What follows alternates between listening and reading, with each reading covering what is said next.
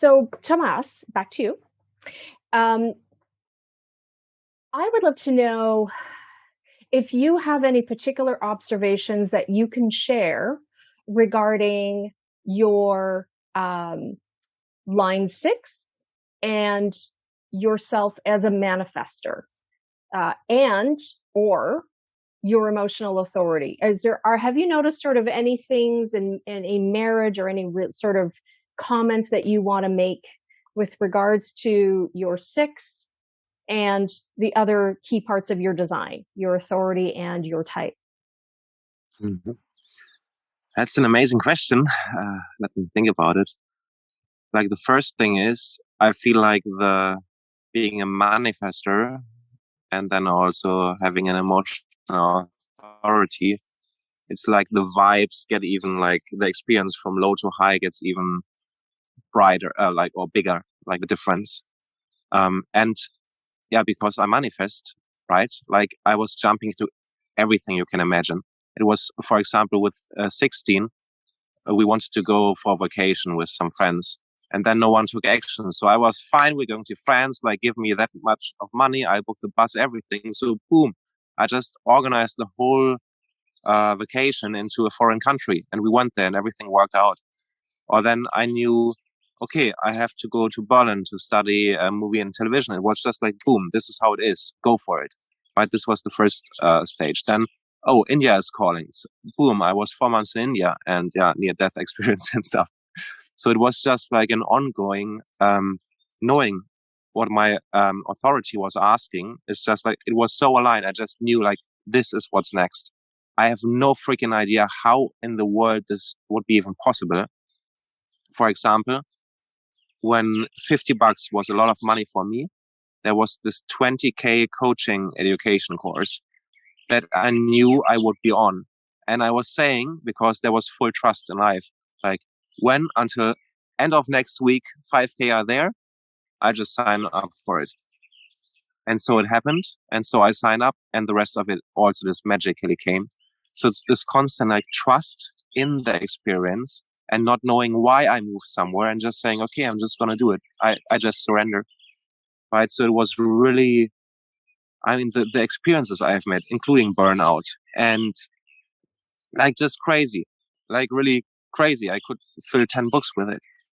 But that in combination with the emotional authority of just first being totally enthusiastic about something, like, oh, this is it. And then I didn't know that I should take time to see if it's really a fit.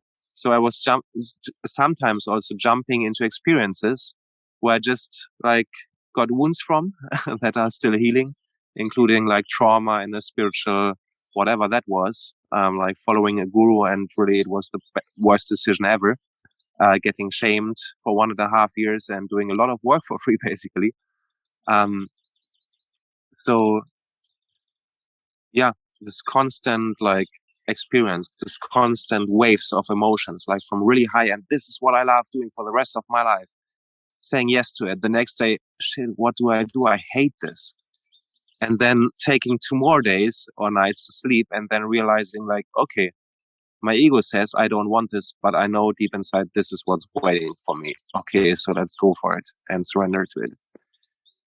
So I think, I don't know if this is accurate, but yeah, has been quite my experience, or also my sense that it just got even more intense than it might have been maybe for other profiles and authorities. But I don't know.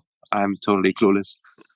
I can actually believe that, because I find that the 3-6 can be, like, a fairly intense profile, right? Because especially in your experiment phase, like, you literally are, like you said, you kind of live 2 lifetimes as a 3-3, in that first phase. And I can imagine.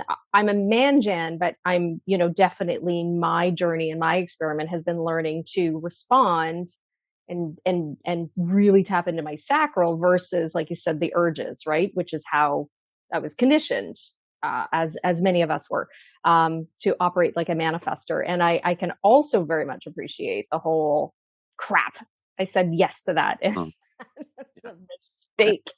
So because of acting too early, right? Or having that conditioning of, hey, we need to be quick on making decisions, right? Or sort of the jump in and figure it out later, right? Or say yes and figure it out later. Well, those don't, I mean, they sound exciting and they sound like really great advice, but when that goes against emotional authority, for which, 50% of the population have emotional authority, that can create problems, right? Like you said, potential for burnout, commitments that, have to back out of, right? And just things that are not aligned. So, yeah, I think it's very important for people to hear that, from you. And like I said, I can almost imagine the level of intensity of some of those yeses and the regrets after, just from, the your power as a manifestor, right? And moving through things. And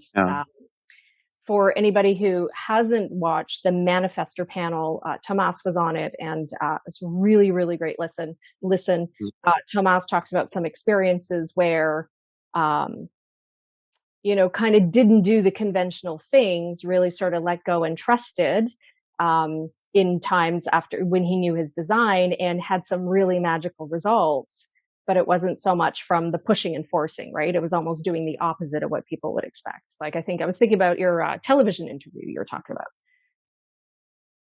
Yes.